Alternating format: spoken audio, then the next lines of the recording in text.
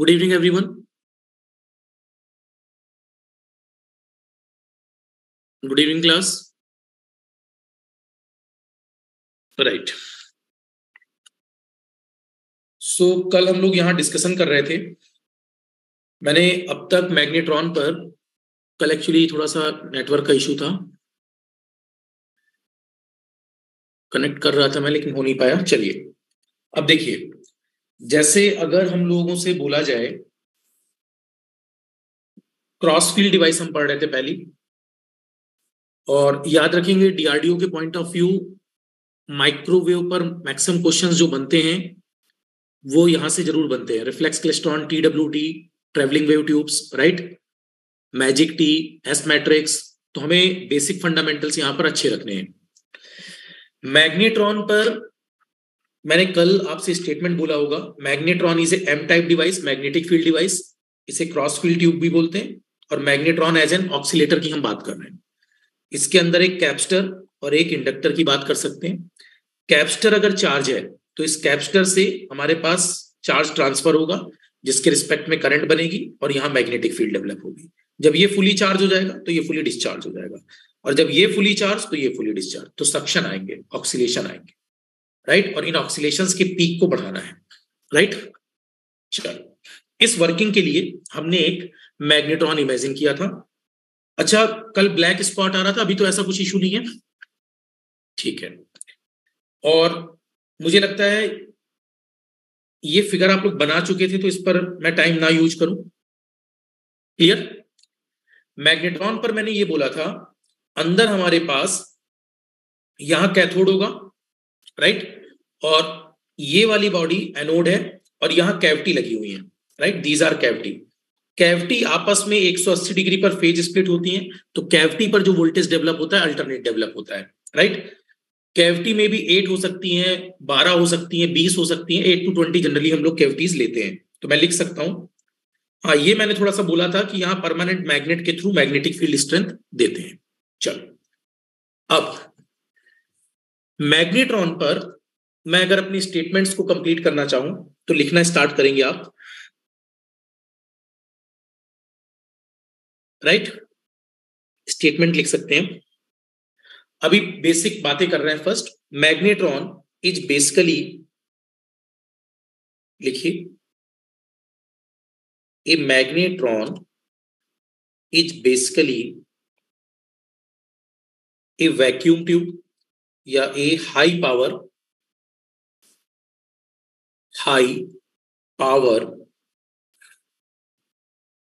vacuum tube which having multiple cavities, which having multiple cavities.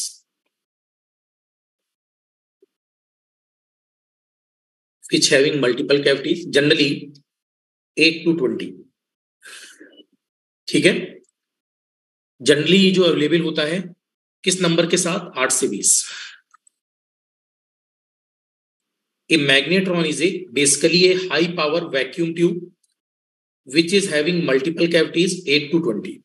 ठीक है. अगला,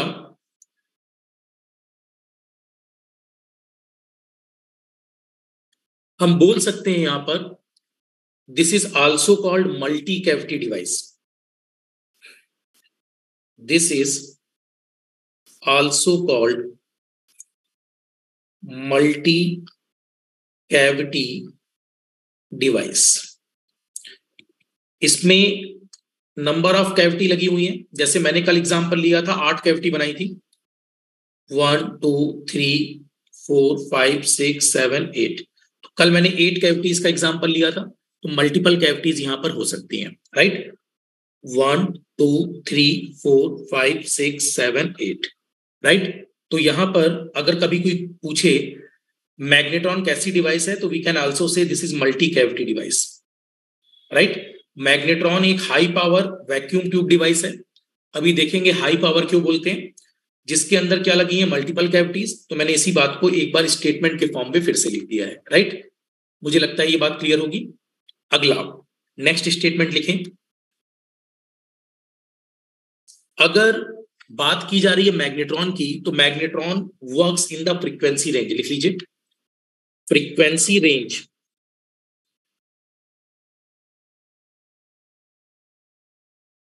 frequency range is from 0.6 gigahertz to 30 gigahertz. 0.6 gigahertz to 30 gigahertz. 0.6 gigahertz to 30 gigahertz. Next, नहीं ये range है students, frequency तो fix होगी, ये तो रेंज है जिस रेंज पर काम करता है। अगला लिख सकते हैं the operating principle, the operating principle, the operating principle of magnetron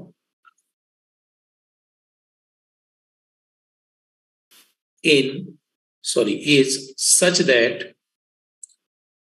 operating principle of magnetron is such that when electrons interact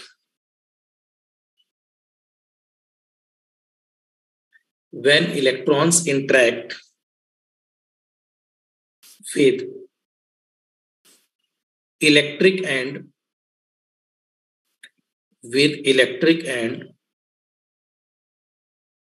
magnetic field in the cavity, then high power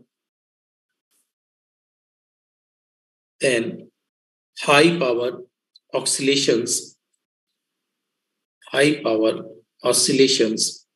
will get generated.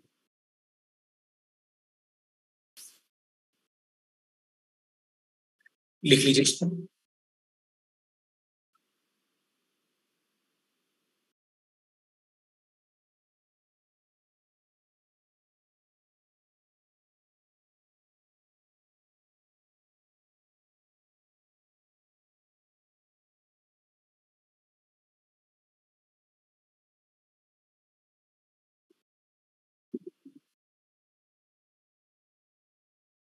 Right.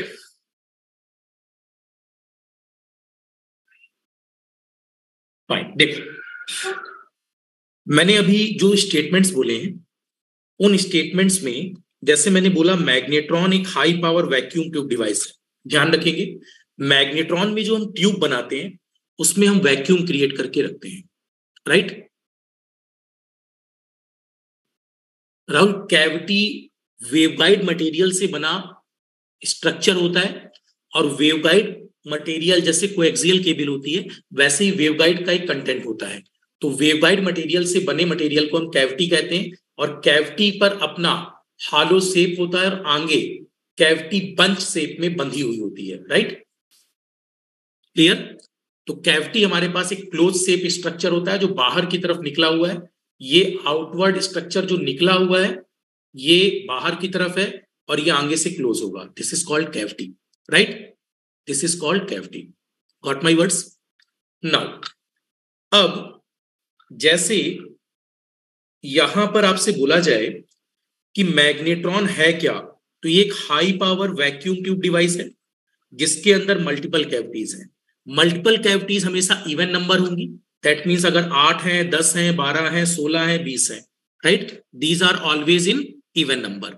दूसरी बात, अगर कोई पूछता है ये कैसी device है, तो मल्टी कैविटी डिवाइस है। मल्टी कैविटी में कैविटी के बीच में फेज डिफरेंस मेंटेन होता है। एक कैविटी जो वेवगाइड की बनी होती है वो 180 डिग्री का फेज डिफरेंस देती है। तो अगर इस पर प्लस है तो अगले पर माइनस, इस पर माइनस है तो अगले पर प्लस। जैसे ये वाला जो डायग्राम है, आगे चलकर इस कैविटी पर अगर पॉजिटिव पोटेंशियल मेंटेन है तो इस पर पक्का है माइनस, इस पर प्लस है तो पक्का है अगले पर माइनस। तो ये जो कैविटी है इन पर जो पोटेंशियल बनेगा वो कैसा बनेगा? अल्टरनेट। राहुल, मेरी बात क्लियर हो रही है? कैविटी कैसी डिवाइस है? वेवगाइड, और वेवगाइड 180 डिग्री फेज शिफ्ट है। तो जो कैविटी रेजोनेटर होते हैं उनके अंदर प्रॉपर्टी है 180 degree phase shift, 180 degree phase shift, 180 degree phase shift, 180 degree phase shift. कहीं पर भी, जैसे सपोज कोई भी एक पोटेंशियल, अगर ये प्लस मानोगे तो अगला माइनस, फिर ये प्लस तो अगला माइनस, फिर ये प्लस तो अगला माइनस, फिर ये प्लस तो अगला माइनस। इसलिए यहां इवन नंबर होना मस्ट है। क्लियर है पूजा? मेरी बात क्लियर हो रही है? आप यहां पर देख सकते हो कि जैसे जो रेजोनेटर, कैविटी रेजोनेटर होगा, राइट, इस पर जो भी कैविटी नंबर्स होंगे ये ऑलवेज इवन नंबर होंगे, और ये किसके बने होते हैं? वेवगाइड के, जिनके अंदर 180 डिग्री फेज शिफ्टर लगा होता है। मतलब अगर यहां पर आप कोई +5 लगा रहे हो तो पक्का है अगला क्या बना देगा? -5। अगर अगला +5 है तो अगला फिर क्या? -5। तो बार बार इनमें पोटेंशियल जो अप्लाई होगा उसका नेचर कैसा मिलेगा? 180 डिग्री फेज शिफ्ट के साथ। फाइन। कैसी डिवाइस है ये? High power. कैसे हाई पावर बनती है अभी देखेंगे। ग्राफिकल एनालिसिस में जो हमारे ग्राफ होंगे उसकी पीक स्ट्रेंथ काफी हाई मिलती है, और पीक स्ट्रेंथ हाई की होने की वजह से इस पर पावर लेवल बहुत हाई मिलता है। इसीलिए इसको रडार एप्लीकेशन में प्रेफर करते हैं, राइट। रडार में हमें सिग्नल को बहुत हाई स्ट्रेंथ से भेजना होता है, इसलिए रडार में इसका मेन एप्लीकेशन होता है। तो ऑब्जेक्टिव में अगर पूछा जाए मैग्नेट्रॉन का मुख्य प्रयोग कहां करते हैं, तो किस एप्लीकेशन पर? रडार। और रडार किस फ्रीक्वेंसी पर काम करते हैं? Gigahertz frequency, that is microwave frequency. Clear? तो जैसे अगर मैं स्टेटमेंट्स को रिकॉल करूं तो आप मेरे साथ अपने दिमाग में रखें, मैग्नेट्रॉन एक high power vacuum tube device है, अंदर वैक्यूम क्रिएट होता है स्टूडेंट्स, और इस पर लगी क्या है? Multiple cavities. Cavities should be even number, right. Cavities should be even number.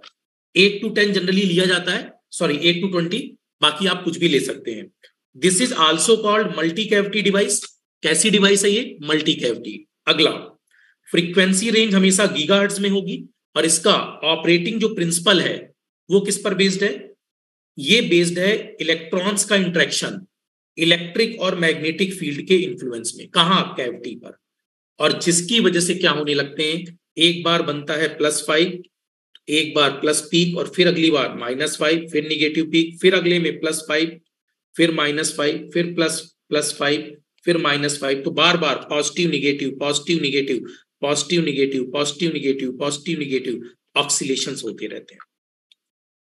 इसी पर ये काम करता है। इसीलिए मैग्नेट्रॉन को यहां क्या बोल रहे हैं? Magnetron oscillator. हम मैग्नेट्रॉन पर कौन सी बात कर रहे हैं अभी? As an oscillator. Clear? Right. अब तो अगर कोई पूछता है इसका ऑपरेटिंग प्रिंसिपल, तब आपका आंसर होगा कि मैग्नेट्रॉन एक ऐसी डिवाइस है जहां इलेक्ट्रॉन का इंटरेक्शन इलेक्ट्रिक और मैग्नेटिक फील्ड के इन्फ्लुएंस में होगा। कहां? कैविटी पर। जो क्या करेगा? हाई पावर ऑक्सीलेशन देगा। कैसे देगा? क्या वर्किंग है? ये 3 केसेस के साथ हम लोग अभी स्टडी करेंगे, राइट। अगला लिखो। यहां तक स्टेटमेंट लिख लिया आपने, तो मैं अगला स्टेटमेंट लिखूंगा। फाइन। चलो, अब आप कह सकते हो मैग्नेट्रॉन आर मेजरली, या magnetron is mainly used, magnetron is mainly used in radar,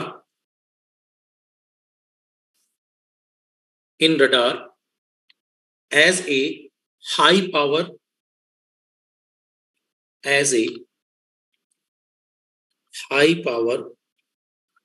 RF radio frequency source,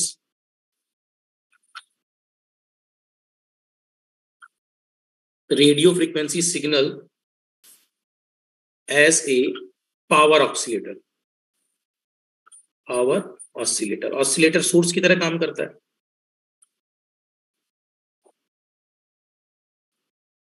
बहुत ध्यान से सुनना students, this is not a power amplifier, ये पावर ऑसिलेटर है। यहां मेन डिपेंडेंसी दोनों की संख्या पर है, राइट। जबकि पावर एम्पलीफायर क्या करता है? केवल पावर को एम्पलीफाई। यहां कैसी पावर एम्पलीफाई हो रही है? बहुत हाई फ्रीक्वेंसी सिग्नल। और बहुत हाई फ्रीक्वेंसी सिग्नल का मतलब आप समझ पा रहे होंगे, मतलब सिग्नल कैसा है, आसपास आसपास आसपास, very close very close very close. जितना फ्रीक्वेंसी हाई होगी, तो क्या सिग्नल एंड सिस्टम में आप देख चुके हैं, ये नॉर्मल फ्रीक्वेंसी सिग्नल है, और अगर हाई फ्रीक्वेंसी बनाना होता तो very close very close very close. लो, जितना आवर्त काल घटेगा उतनी फ्रीक्वेंसी बढ़ेगी, राइट। कम्युनिकेशन में कैरियर सिग्नल यूज करते थे आप, तो इसका मतलब यहां हम पावर एम्पलीफायर की बात नहीं कर रहे हैं, किसकी बात कर रहे हैं, पावर ऑक्सीलेटर, राइट। तो अगर कभी कोई पूछे मैग्नेट्रॉन निम्न में से क्या है, पावर एम्पलीफायर, पावर ऑक्सीलेटर, दोनों इनमें से कोई नहीं, तो your answer should B power oscillator. Fine, तब आप आंसर क्या टिक करोगे, पावर ऑक्सीलेटर। कोई दिक्कत? चलो अगला, इसी पर हम बोल सकते हैं इट इज इन्वेंटेड, हालांकि ईयर आपको याद नहीं रखना, it is invented in the year 1921,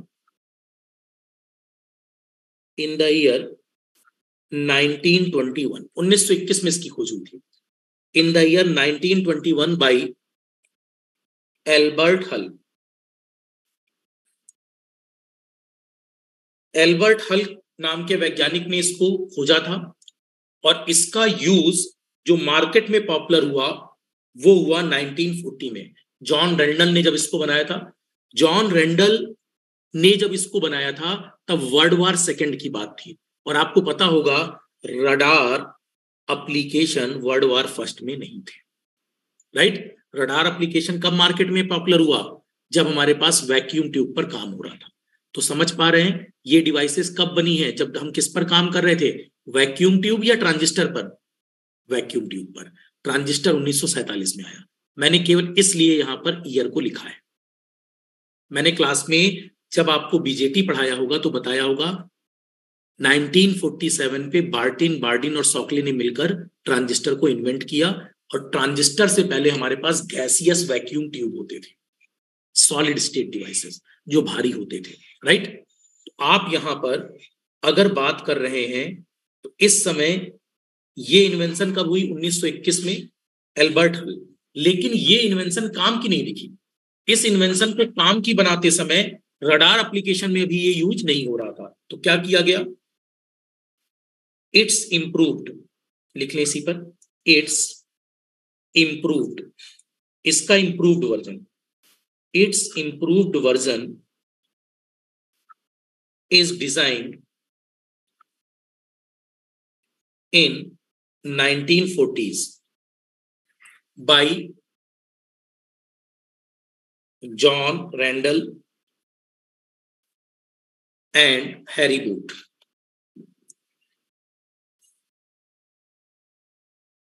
John Randall and Harry Boot, right.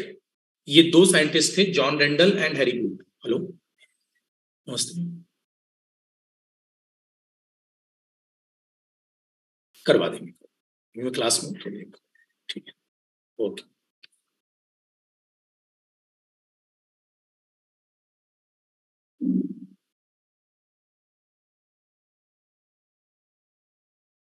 हाँ, तो अब सुन लो, मैं क्या बताने की कोशिश कर रहा हूं, सुनो। आपने जो पहली लाइन लिखी थी, पहली लाइन यहां ये लिखी थी कि ये high power vacuum tube device है, तो बताओ इसके अंदर ट्रांजिस्टर या कुछ ऐसी डिवाइसेस हैं क्या, इलेक्ट्रॉनिक डिवाइसेस नहीं है, कैसी डिवाइसेस हैं, ट्यूब डिवाइसेस। तो कौन सी ट्यूब डिवाइसेस है, वैक्यूम ट्यूब। वैक्यूम ट्यूब क्यों है, समझ पा रहे हैं सभी, क्योंकि इसकी खोज कब हुई थी, एक्चुअल में 1920, और 1920 के बाद जैसे कभी नेटवेट में सर्च करते हैं तो वहां हमें 1940 मिलता है, 1940। तो 1940 में जो खोजा गया था उसमें रैंडल और बूट नाम के वैज्ञानिक थे, इन्होंने इस रिसर्च को प्रॉपर किया था, राइट, रडार एप्लीकेशन के लिए। और आपको पता है वर्ल्ड वार के टाइम पर कोई कंट्री अपनी रिसर्च को इधर से उधर नहीं कर रही थी, राइट। तो जर्मनी पर जो रिसर्च चल रही थी उस रिसर्च को वो आगे भेज नहीं रहे थे, और उस समय जो कंट्रीज थी वो दो पार्टों में, दो गुटों में बटी हुई थी, राइट। जब कभी आप वर्ल्ड हिस्ट्री पढ़ेंगे तो वहां आपने पढ़ा होगा मित्र राष्ट्र, बहुत प्रॉपर हिंदी बता रहा हूं, और धुरी राष्ट्र, राइट। तो दो लॉबी बटी हुई थी और उनके बेस पर फाइट हो रही थी, वर्ल्ड वार सेकेंड की बात कर रहा हूं। वर्ल्ड वॉर सेकंड में इंडिया ने भी सपोर्ट किया, क्योंकि इंडिया अंग्रेजों के अंदर था, तो ब्रिटिशर्स ने जो कहा वो इंडिया ने फॉलो किया। उस समय रडार एप्लीकेशन जब बन रहा था, तो रडार एप्लीकेशन, आपको पता है स्टूडेंट्स, उस समय जिसके पास रडार था उससे दुनिया डरती थी।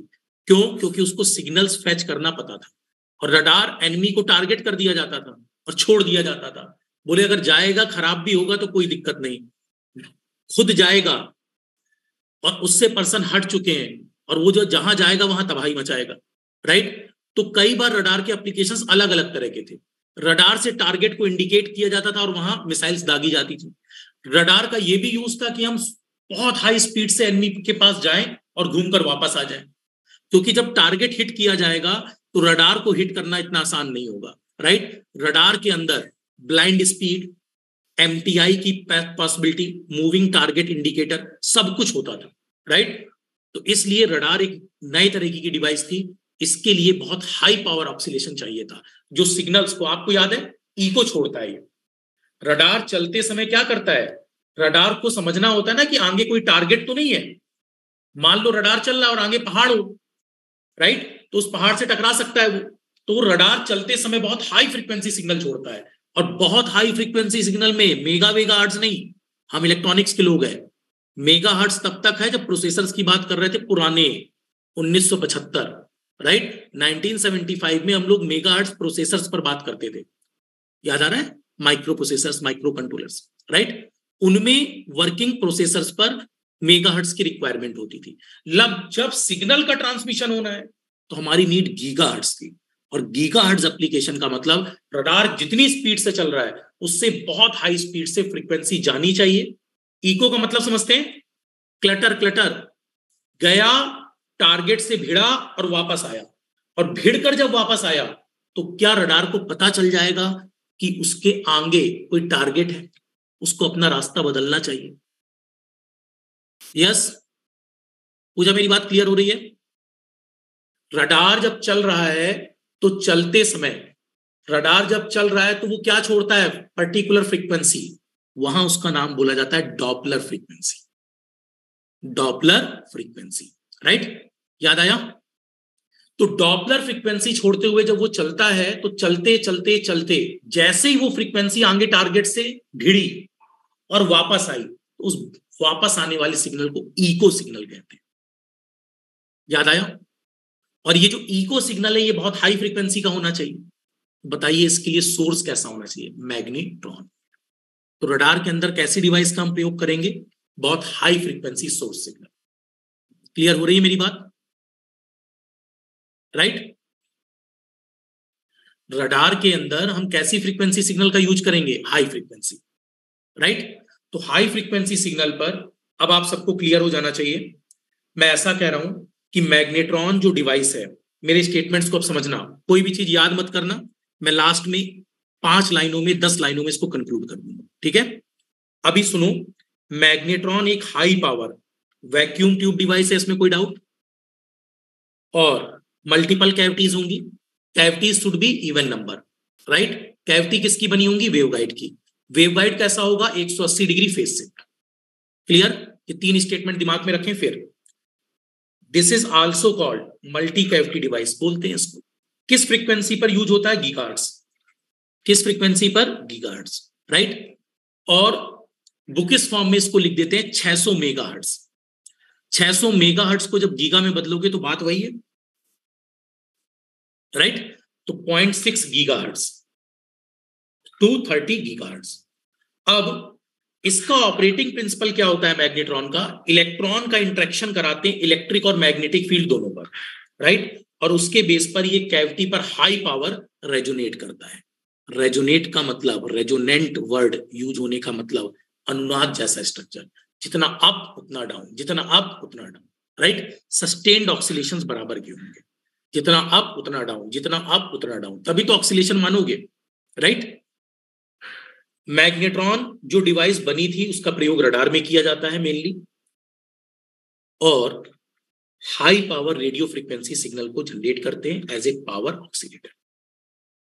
नेक्स्ट, इसकी इन्वेंशन को छोड़ दें, ये लाइन हटा दे दिमाग से, ये अपने दिमाग में रखना है कि इसमें वैक्यूम ट्यूब का प्रयोग क्यों हुआ, इसलिए मैंने ये बोला था वैज्ञानिकों का नाम किसी काम का नहीं, ईयर कोई काम का नहीं। समझ पा रहे हैं? तो इसको आप हटा सकते हैं, इसका कोई यूज नहीं है। ये मैंने आपको इसलिए बताया कि आपके दिमाग में ये बातें बनी रहे। अगला, अगर यहां तक मेरी बात क्लियर है, तीनों स्टेटमेंट, अब तीनों स्टेटमेंट आप सभी को क्लियर है? फाइन, एक मिनट रुक जाओ, मुझे स्क्रीन पर सभी दिख भी रहे हो या नहीं? हाँ ठीक है। राहुल बात क्लियर हो रही है यहां तक? अरे ब्रिकेश कहाँ हो? हाँ गुड। संदीप कुमार, श्रुति, अदिति, ज्ञान प्रभा, ठीक है। प्रियंका, पूजा, ठीक है। सभी लोग हो। रक्षा शंकर, अरे आप रह गए। संदीप, ठीक है। अमर, देखो नाम ओप्पो लिख दिया, बोले सर पहचानो तो जाने। राइट, नाम मैं भूल गया लेकिन पहचान गया। चलो, अब यहां पर अगला स्टेटमेंट बोलता हूं मैं।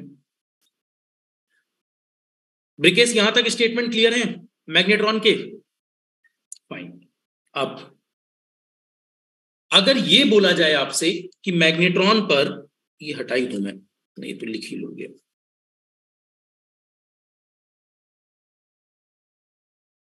राइट, ईयर का मतलब केवल ये समझाना था कि इसमें वैक्यूम ट्यूब क्यों यूज हो रही है। राइट, ये उस समय की खोज है। फिर अब अगर मैग्नेट्रॉन पर हम कंस्ट्रक्शन की बात करें, राइट, तो कंस्ट्रक्शन पर हेडिंग डाल लीजिए कंस्ट्रक्शन, थोड़ा कंस्ट्रक्शन भी देख लें।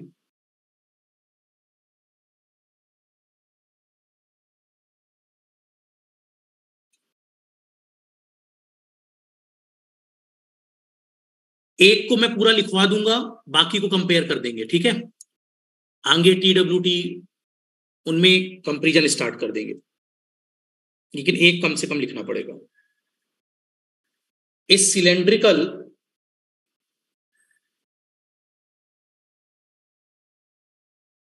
Magnetron, a cylindrical magnetron has a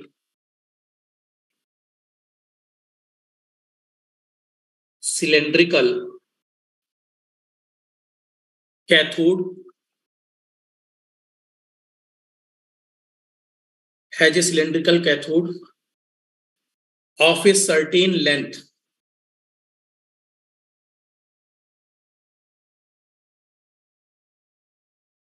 of a certain length and radius,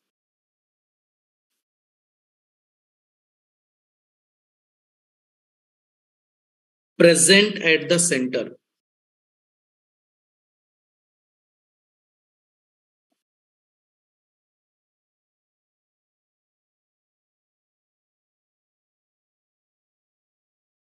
present at the center, around which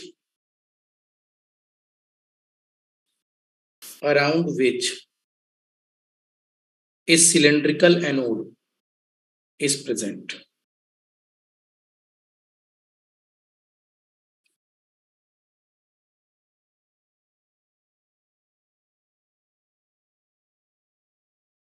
Around which a cylindrical anode is present.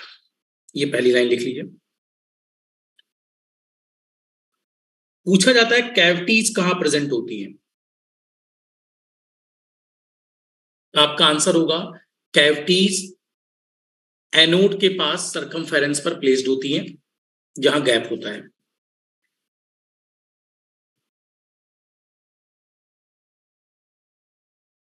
लिख लो फर्स्ट, कंस्ट्रक्शन का first point.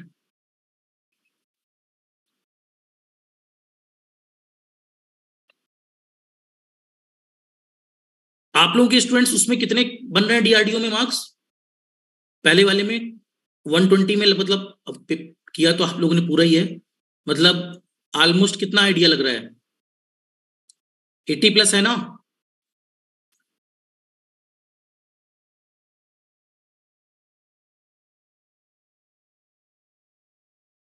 लिखो, chat में लिखो जरा, पता चले।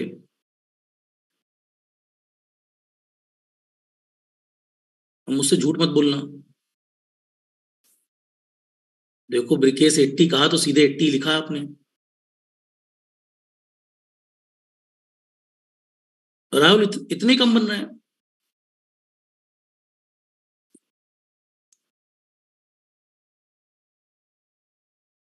ठीक है पूजा, करेक्ट।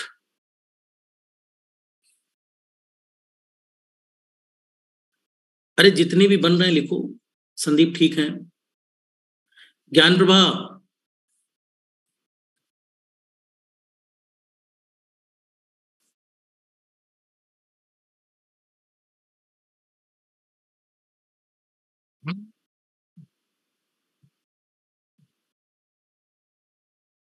हाँ sir. Hello. Hello. Hello. Hello. Hello.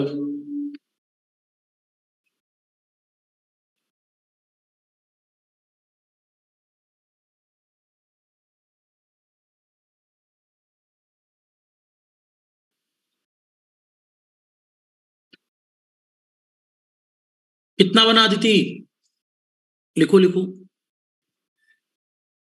Marks एक बार मुझे बताओ, आप लोग कितने कितने बने हैं? कुछ पता नहीं चल पा रहा। अरे अंदाजा कुछ बताओ। प्रियंका लिखो।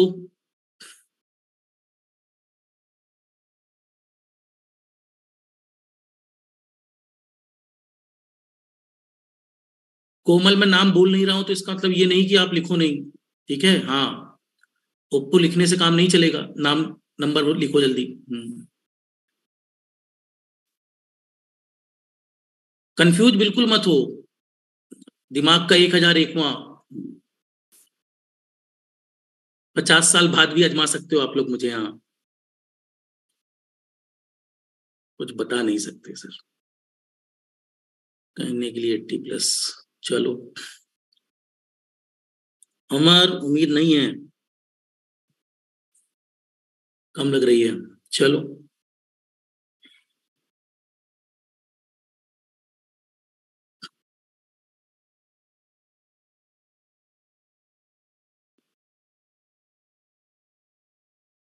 वैसे मैं आपको एक बात क्लियर कर दूं स्टूडेंट्स, आप लोग जैसे यहाँ ब्रांच जैसे इसी है तो नॉन टेक की प्रिपरेशन ठीक ठाक रखिए, हर पेपर में अच्छा कवरेज है। राइट। और नॉन टेक में थोड़ा भी लूप होल्स अगर आप रखेंगे तो दिक्कत आएगी, क्योंकि अगर पहली ही सीढ़ी में आपके मार्क्स कम होंगे तो अगले में प्रॉब्लम है। और मार्च अप्रैल तक, मैक्स टू मैक्स में बोल रहा हूँ अप्रैल तक, आरआरबी दिख जाएगा। और वहां भी CBT 1 पहले होगा, फिर बाद में CBT 2 है। तो एटलीस्ट फर्स्ट पेपर अच्छा ट्राई करिए और टेस्ट सीरीज जरूर दीजिए। जो भी पढ़ रहे हैं ना उसकी टेस्ट सीरीज जरूर दीजिए, ताकि आपको अपना पता रहे कि आप, नहीं स्पीड की प्रॉब्लम तो होती है। स्पीड देखो, अभी फर्स्ट टाइम जब पेपर देते हो तो प्रॉब्लम आती है, इसीलिए आप 2-4 मॉक पेपर दीजिए। परफॉर्मेंस कैसा भी है मॉक पेपर जरूर दीजिए, ताकि आप लोग कर अच्छा पाए। और प्रॉब्लम ये नहीं है 60-70 भी है तो कोई इशू। श्रुति लिखते जाओ मार्क्स। वेट कर रहे हो कि है ना सर बोले तो लिखें। मैं ऐसा नहीं है सबके मार्क्स बोल ही रहा हूं।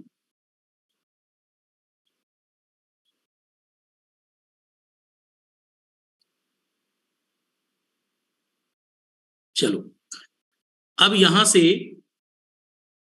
स्पीड बढ़ेगी, स्पीड बढ़ जाएगी, ऐसा कुछ नहीं है। अच्छा एग्जाम नहीं था। चलो। ये सबसे सेफ आंसर होता है। एग्जाम ही नहीं था सर। बोलो अब क्या बोलोगे। फिर भी आप लोग अपना ट्राई थोड़ा सा नॉन टेक का ठीक रखो। ठीक है, टेक्निकल में तो इतना इशू नहीं आएगा। टेक्निकल में ऑटोमेटिक 80 के ऊपर लिखा है राहुल, अभी है ना लोगों ने। मैं बता रहा हूँ उस पेपर 80 वाला था नहीं। ठीक है। क्योंकि जो जो स्टूडेंट्स करके आए हैं अभी, मतलब जैसे जो ब्लॉगर्स हैं उनका सर्वे हटा दो, है ना, वो लोग तो बैठ के 100 110 सब कर ही रहे हैं। मैं आपको जो एक्चुअलिटी बता रहा हूँ उसमें नंबर ऑफ स्टूडेंट्स ने जो ठीक किया है 90-90 माना जा रहा है, लेकिन मुझे ऐसा लगता है कि बहुत ज्यादा इतने मार्क्स जो पहले में स्क्रीनिंग करेंगे उसमें मार्क्स कम ही रहेंगे, और माइट भी 120 का सेफ स्कोर 60% तो कम से कम होता है, कम से कम लीस्ट, है ना। अगर आप उसमें भी नहीं आ रहे तो फिर आप कैसे बोल दें, मन रखने के लिए बोल दिया जाए उसका कोई सेंस नहीं। तो कम से कम 75 तो मानना चाहिए आपको, है ना, 70-75 मार्क्स तो होने चाहिए। और नहीं नहीं, पेपर वो इजी तो सबके लिए था ब्रिकेश, ये मत समझो हर गरीब को ये लगता है कि उससे गरीब कोई नहीं वो पेपर छोड़ आया, ये दिमाग से हटा दो, ठीक है। पेपर वो लगता है ना। पेपर अटेम्प्ट करना और मार्क्स लाना दोनों अलग अलग बातें हैं। मार्क्स आते हैं तो अपने आप उसमें 20 नंबर 25 नंबर का डेविएशन तुरंत होता है, ठीक है।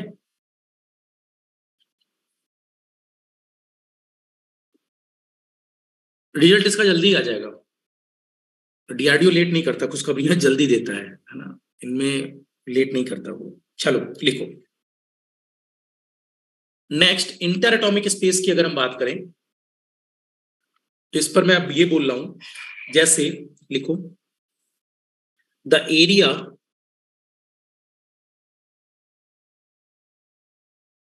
Existing between anode and cathode, area existing between anode and cathode of the tube is known as interacting space,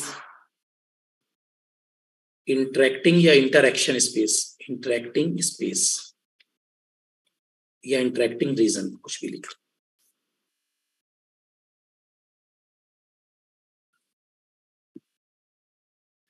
The cavities are present, the cavities are present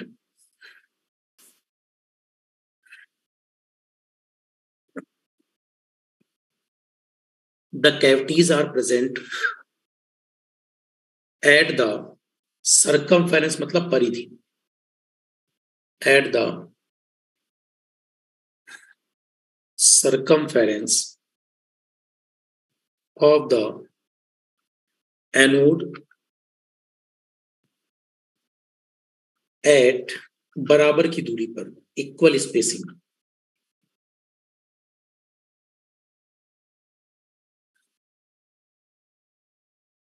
Here it is also may be noted that here it is also may be noted that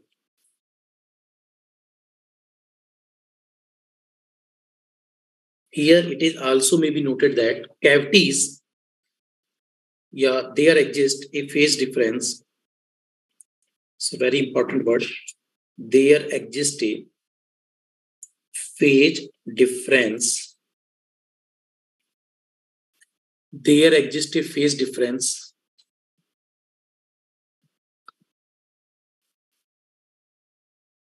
hello, हाँ तनु, आरती को phone कर लो ना आप।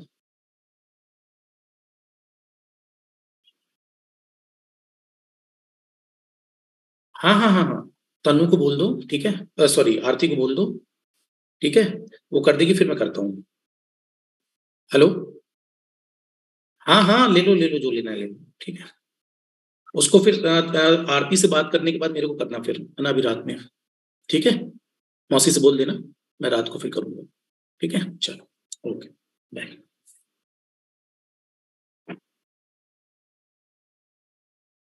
हाँ देखो, here it is also may be noted that there exists a phase difference, ठीक है। Here it is also may be noted that there exists a phase difference of 180 degree, there exists a phase difference of 180 degree, ठीक है। कितने का phase difference exist कर रहा है, 180 degree. There phase difference of 180 degree between adjacent cavity. कैविटी बंद structure होता है, एडजेसेंट कैविटी, तो अगल बगल की कैविटी के बीच में कितने का फेज डिफरेंस होता है? 180 डिग्री। ठीक है, हर कैविटी के बीच में कितने का फेज डिफरेंस होता है? 180 degree. 180 degree.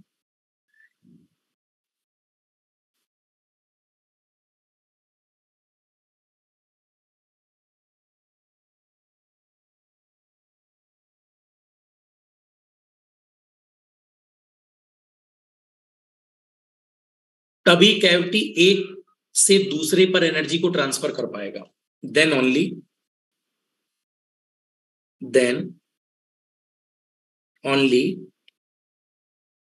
Cavity can transfer, then only cavity can transfer energy from one cavity to another cavity. One cavity to another cavity. एक कैविटी से दूसरी कैविटी में एनर्जी ट्रांसफर कब हो पाएगी? जब rate of energy transfer equal हो, और वो कब होगा? जब 180 डिग्री का फेज डिफरेंस होगा।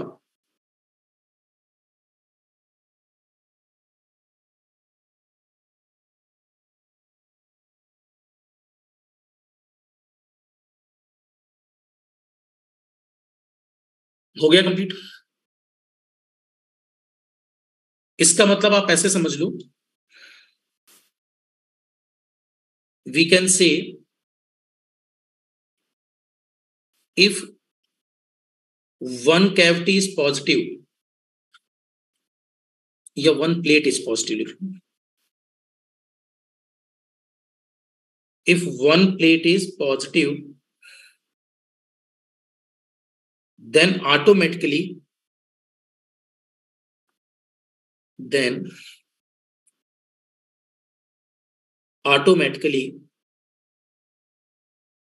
other plate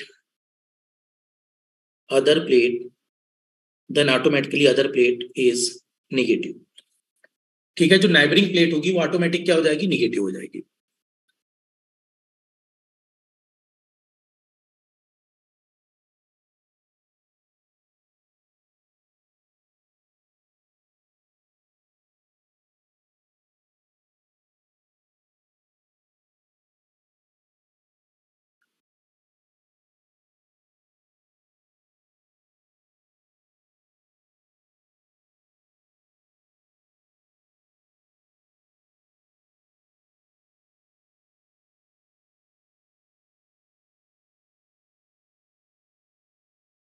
हो गया कंप्लीट?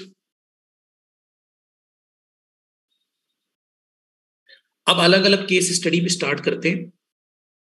तो अब इन स्टेटमेंट्स को जरा समझ लो आप, मैं क्या बोलना चाह रहा हूं। सभी लोग ध्यान से सुनना।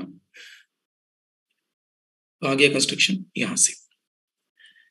पहले माइंड मेकअप करो आप लोग, जैसे ये एक सिलेंडर है स्टूडेंट्स, तो सिलेंडर एक ऐसा होगा, राइट? इस सिलेंडर का जो सबसे इनर पार्ट है वो कैथोड है।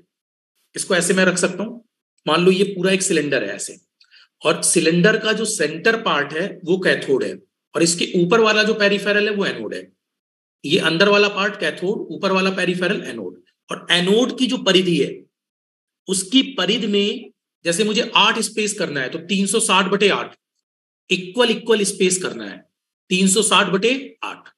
अगर मान लो मेरे पास ऐसा होता कि 12 कैविटी होती, तो 12 कैविटी के लिए 360/12, राइट? तो जितना मेरे पास ये सर्कुलर स्पेस है, इस पूरे सर्कुलर स्पेस पर जितनी कैविटी होंगी उसका भाग दोगे, तो 360 डिग्री में 12 का भाग। समझ पा रहे हैं सभी? ये जो अपने पास कंप्लीट स्पेसिंग है, उतने स्पेस पर मैकेनिकल ये बने होंगे। मैकेनिकल स्पेस का मतलब समझते हैं? Placing, right? तो टोटल ये कितना होता है? 360। इस 360 में अगर मैं 12 का भाग दूं, राइट, तो 360 डिवाइड बाई 12 का मतलब 30, राइट? बोलो। अगर 8 कैविटी है अपने पास, तो 360 डिवाइड बाई 8। अब जब आपने 8 का डिवाइड किया तो क्या हमारे पास 8 4 जा, फिर 4 बचा तो 5, तो 45 45 45, राइट। तो हर 45 डिग्री पर कैविटी मेंटेन होगी। तो अगर आपसे कभी कोई पूछता है ऑब्जेक्टिव में कि 12 कैविटी के लिए हर कैविटी की आपस में दूरी कितने कितने एंगल पर होगी, तो 360/12। अगर होती 10 कैविटी तो 360/10। एक्सेप्टेड। क्या कैविटी की स्पेसिंग अलग अलग होगी, बराबर होगी? Cavity are equal space. ऐसा नहीं कि हमें एक एम्पलीट्यूड ज्यादा चाहिए, नीचे वाला कम चाहिए, या नीचे वाला ज्यादा चाहिए, एक कम चाहिए। स्पेसिंग क्या होनी चाहिए? बराबर। तो आपने फोरियर सीरीज पढ़ा था, फोरियर सीरीज इज वैलिड। जब भी हम फोरियर सीरीज, जोसेफ फोरियर ने एक सीरीज एनालिसिस दी थी, वो किसके लिए वैलिड था? पीरियोडिसिटी।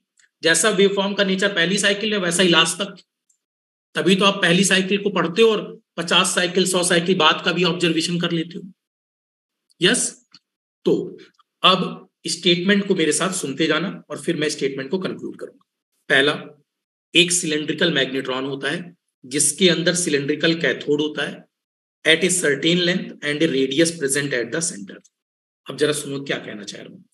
जैसे ये कोई कैथोड है, राइट, और ये वाली पेरिफेरल एनोड है, राइट।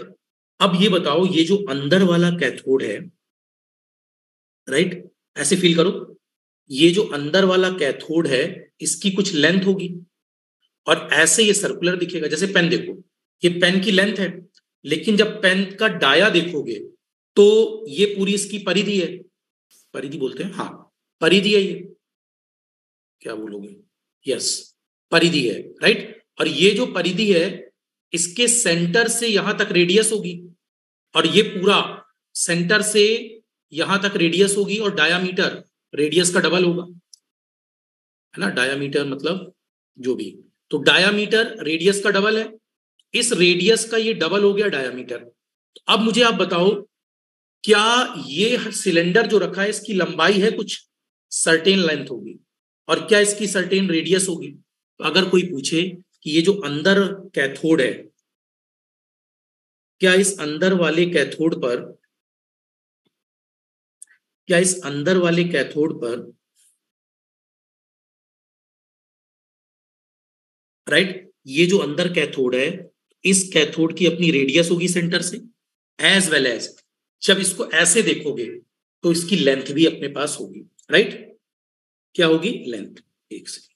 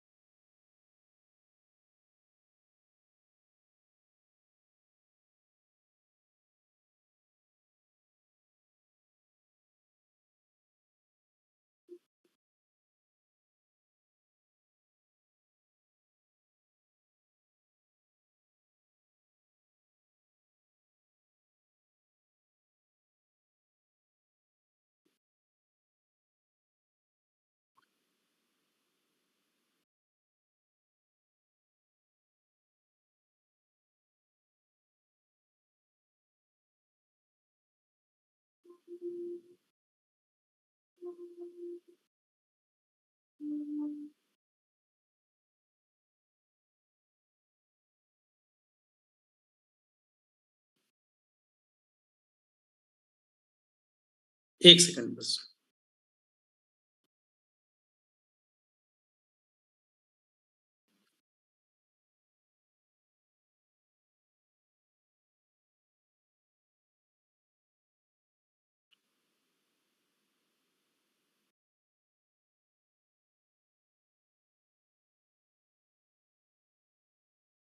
हेलो, कर दिया उसका?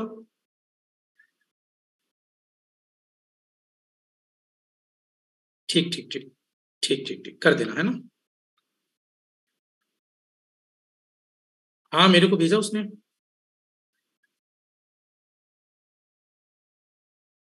चलो कर देना। ठीक है, कर देना, फिर मुझे, मेरे को इवनिंग में बात करूंगा मैं, है ना। ठीक ठीक, चलो, ओके। अब यहां पर सॉरी,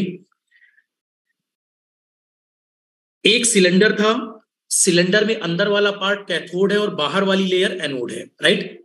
एनोड पर जो क्या बोलते हो परिधि है ना, सरकमफेरेंस, ये जो एनोड की परिधि है इसके बाहर वाले सिरे पर हम क्या लगाएंगे, कैविटी। कैविटी हमेशा किस नंबर की होगी, इवन नंबर, राइट। कैविटी हमेशा क्या होगी, इवन नंबर। अब तो मैंने कहा एक सिलेंड्रिकल मैग्नेट्रॉन है जिस पर सिलेंड्रिकल कैथोड है जिसकी कुछ लंबाई होगी और कुछ रेडियस होगा। अब ये बताओ जब कैथोड अंदर है और एनोड बाहर है, इसकी रेडियस बड़ी होगी। तो एग्जाम में इसको ए माना जाता है और इसको बी माना जाता है, और पूछा जाता है A is greater than B, B is greater than A बराबर बी, क्या कंडीशन है। तो always your answer should be B is greater than A, right. हमारे पास एनोड बाहर बनाया गया है और कैथोड अंदर है, तो पक्का है कि रेडियस किसकी ज्यादा होगी, ऑलवेज रेडियस किसकी मोर होगी, कैथोड की, सॉरी एनोड की, राइट। कैथोड की रेडियस छोटी होगी। क्लियर है सबको। अगला, फिर मैंने आपसे कहा कि area existing between anode and cathode, the tube is known as interacting space. देखो कल वाले फिगर में, कल मैंने बताया था अगर ये जैसे कैथोड है, कैथोड थोड़ा बड़ा दिखा दिया मैंने, छोटा दिखाएंगे इसको, तो ये कैथोड है और ये पूरा एनोड है, इनके बीच का जो गैप होता है यहां इंटरेक्शन होता है इलेक्ट्रॉन का, ठीक है। इसे कहते हैं इंटरेक्टिंग स्पेस या इंटरेक्शन स्पेस या इंटरेक्टिंग रीजन, राइट। तो अगर कोई पूछता है कि एरिया एनोड और कैथोड के बीच का जो ट्यूब में पाया जाता है वो क्या है, तो उसका नाम होगा इंटरेक्टिंग स्पेस। फिर कैविटीज जो प्रेजेंट होती है circumference of the anode at equal spacing, cavities are present at the circumference of the anode at equal spacing। तो जो कैविटी प्लेस होती हैं वो कहां प्लेस होती हैं, equal spacing. Clear, equal equal तो होगा ना, बराबर बराबर दूरी पर। फिर मैंने बोला ये बात नोट करने वाली है, जो कैविटी है वो कैविटी रेजोनेटर कितने का फेज डिफरेंस देता है, 180। ये बहुत इंपॉर्टेंट टास्क है, क्योंकि ऑक्सीलेटर अगर बनाना है, दोलित बनाना है, तो अगर ये पॉजिटिव पीक आई है तो पक्का अगली निगेटिव आनी चाहिए, राइट। दोलित इसको नहीं कह सकते कि पॉजिटिव पॉजिटिव पॉजिटिव। दोलित का काम क्या है, एक बार चार्जिंग तो एक बार डिस्चार्जिंग, एक बार चार्जिंग तो एक बार डिस्चार्जिंग। यस, इसका मतलब सस्टेन्ड ऑक्सीलेशन आने चाहिए। तो दोलित के लिए क्या होना मस्ट है कैविटी रेजोनेटर पर, 180 डिग्री का फेज डिफरेंस। और ये कैविटी रेजोनेटर पर हम वेवगाइड के थ्रू अचीव करते हैं। वेवगाइड से जब मैं आगे अभी वेवगाइड का स्ट्रक्चर बताऊंगा तो वहां पर 180 डिग्री का फेज डिफरेंस प्रूव करूंगा। क्लियर। तो कैविटी रेजोनेटर कितने का फेज डिफरेंस मेंटेन करता है, 180 डिग्री। तो क्या हम अपनी भाषा में 180 ना लिखकर ऐसा बोलें कि अगर कैविटी की एक प्लेट, कहां गया, अगर कैविटी की एक प्लेट पॉजिटिव है तो अगली कैविटी वाली प्लेट निगेटिव होगी, या एक निगेटिव है तो अगला पॉजिटिव होगा, राइट। और एक छूट गया, ओनली कैविटी, हाँ, only cavity can transfer energy from one cavity to another. ये जो कैविटी लगी हुई है, राइट, ये कैविटी ही एक दूसरे से एनर्जी को ट्रांसफर कर रही है, ये कैविटी ही एनर्जी को ट्रांसफर कर रही है। तो कैविटी एक दूसरे पर क्या कर रहे हैं, एनर्जी ट्रांसफर। तो एनर्जी ट्रांसफर अंदर कहीं नहीं हो रहा, एनर्जी ट्रांसफर कहां हो रहा है, कैविटी पर। एक कैविटी से दूसरी कैविटी पर, दूसरे से तीसरे पर, तीसरे से चौथे पर, चौथे से पांचवें पर, ऐसे एंड सो ऑन, राइट। तो एनर्जी ट्रांसफर किस पर हो रहा है, कैविटी या एनोड कैथोड, कैविटी पर। तो कंस्ट्रक्शन पर आपको पहले ये चारों स्टेटमेंट दिमाग में सेट हो जाने चाहिए, राइट। अब मेरे पास स्टेटमेंट के बाद अब मैं इसके कंसिडरेशन पर मूव कर सकता हूं जो मैं पढ़ रहा था। तो अगर अब मैं इसकी कंसिडरेशन पर जाऊं तो मैं केस बनाना प्रेफर करूंगा। आप लोग लिख लीजिए case first.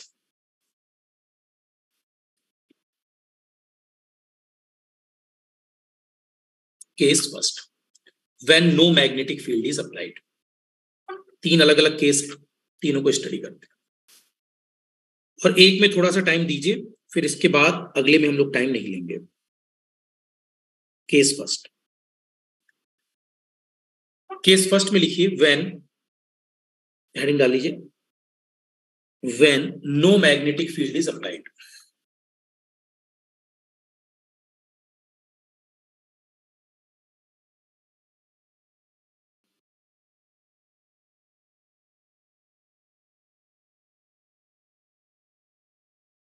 When no magnetic field is applied, ठीक है। जब क्या अप्लाई नहीं है, कोई भी magnetic field, when no magnetic field is applied, right. अगर कोई मैग्नेटिक फील्ड अप्लाई नहीं है, राइट, तो इसमें कुछ दो स्टेटमेंट है, पहले लिख लो, फिर मैं फिगर से समझाता हूं सारी चीजें।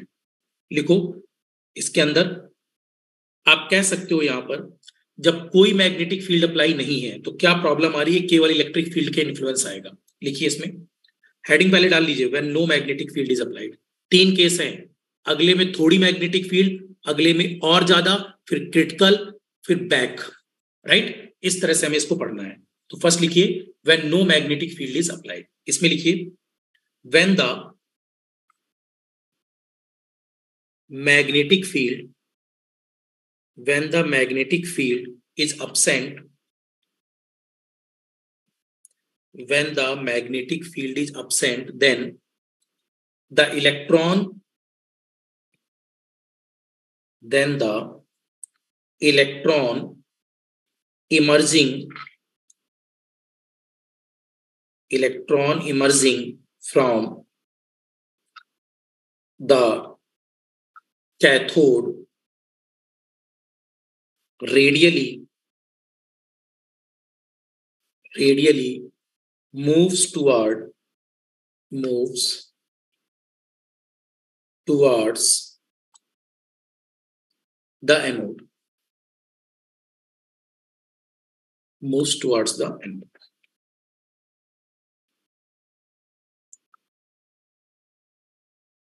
This is so because, this is so because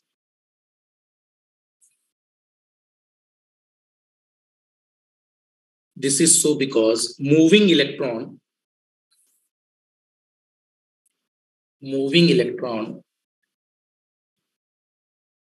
does not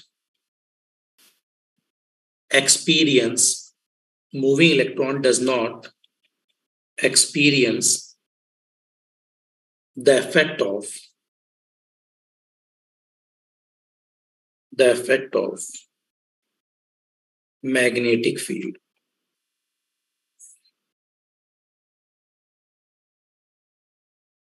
and moves in a straight path.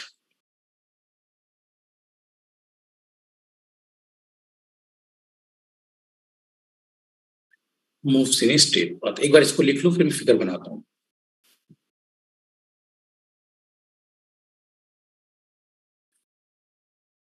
ये पहला केस है, पहले इलेक्ट्रॉन सीधा चलेगा, फिर इलेक्ट्रॉन ऐसे घूम जाएगा थोड़ा सा, फिर स्पोक्स बनेंगे। तो इस तरह से हमें पढ़ना है इसको। बना लिया? चलो, अब देखो, जैसे आपसे ये कहा जाए कि इस समय when no magnetic field is applied, तो आप मुझे बताइए, अगर मैग्नेटिक फील्ड आपने लगाई ही नहीं है तो ये एब्सेंट मानी जाए, और इलेक्ट्रॉन कैथोड से इमर्ज होता है, राइट, निकलता है, और कहां पहुंचता है, एनोड पर। और this is so because moving electron does not experience effect of magnetic field. तो क्या वो सीधी रेखा में चलेगा? बिल्कुल चलेगा। देखो, मैं अगर इस पाथ को बनाऊं, आप ऐसे इमेजिन करो एक बार। चलो, ये रहा कैथोड,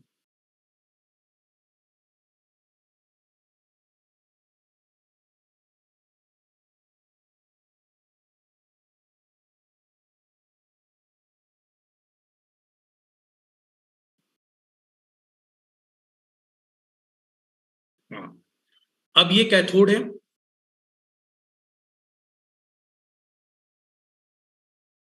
ये जो कैथोड है इस कैथोड के ऊपर एनोड स्ट्रक्चर है।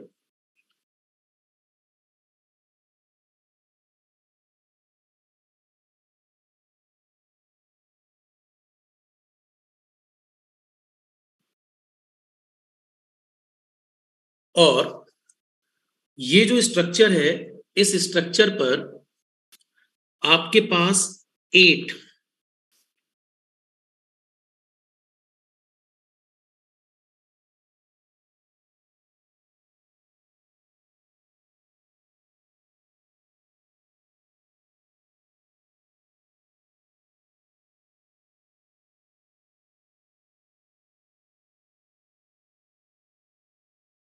कैविटीज होंगी।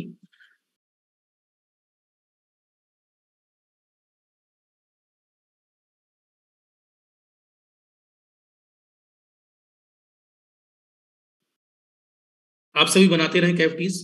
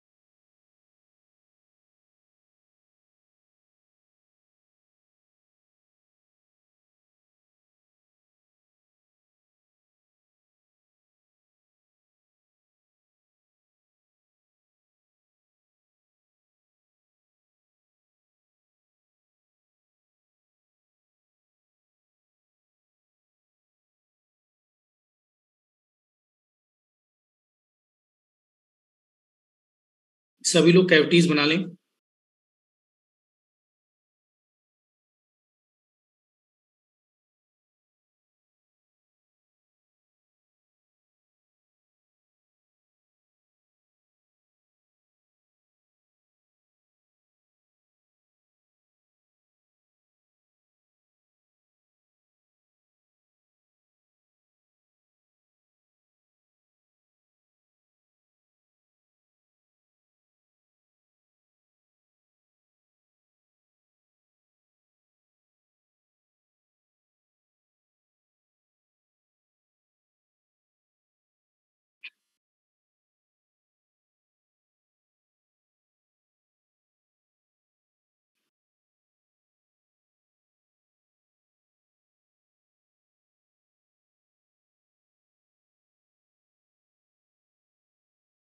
राइट, मुझे लगता है आप सभी ने ये डायग्राम बना लिया है।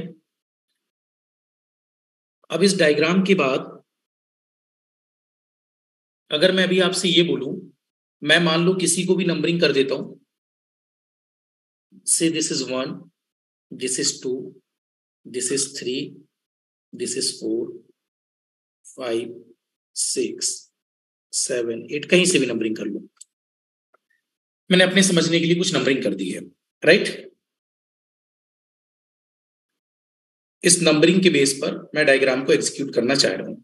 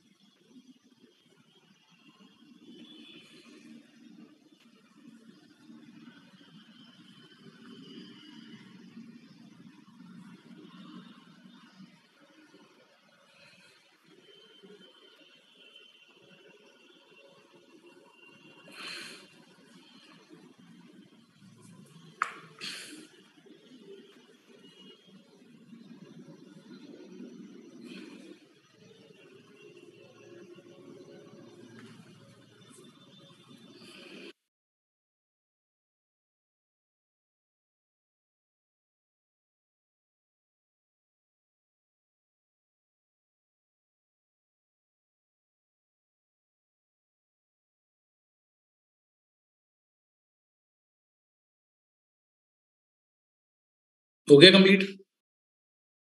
चलो, अब आप मुझे एक बात बताओ, मैंने आपसे दो स्टेटमेंट एक साथ बोले। सबसे पहले क्या होगा कि आप कैथोड और एनोड पर, जैसे ये अगर अपने पास कैथोड है, राइट, यहां तक की डिस्टेंस ए है, और एनोड वाली जो डिस्टेंस है, इस डिस्टेंस को मैंने बी मान लिया। तो क्या ये पहले क्लियर है कि बी बड़ा है ए से? राइट, बी बड़ा है ए से। दूसरी बात, इसको मैं लिख ही देता हूं, से दिस इज,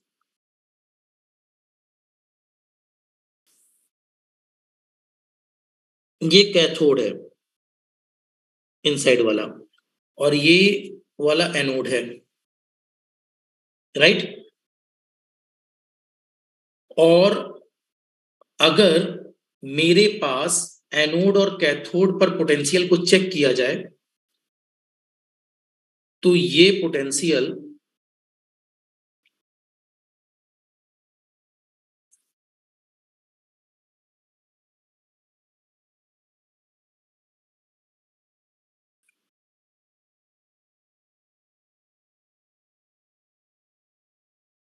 ये कैथोड पर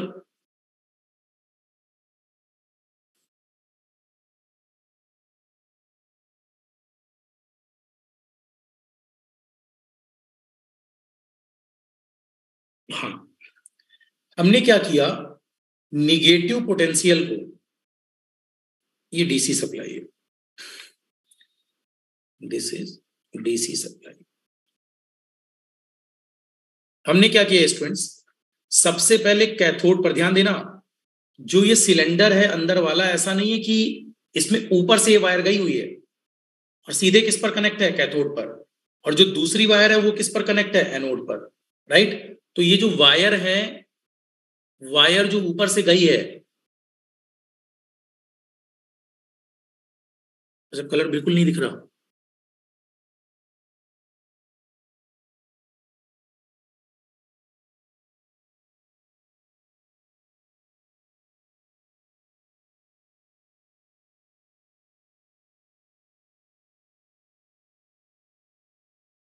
डीसी सप्लाई पता चल रही है ना?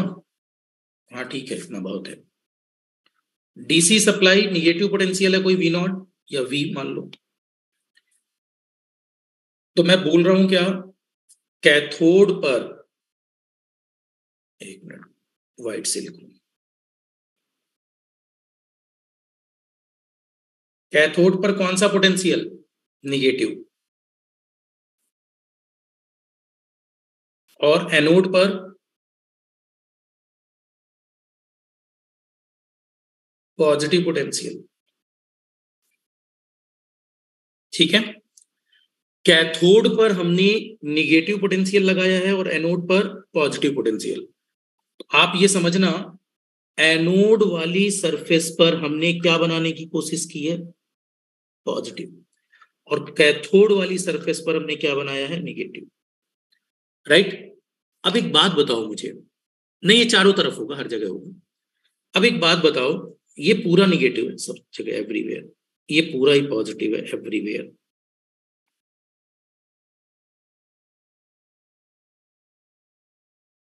नहीं कैविटी पर नहीं, कैविटी तो अलग चीज है, कैविटी रेजोनेटर किट पर काम करती है,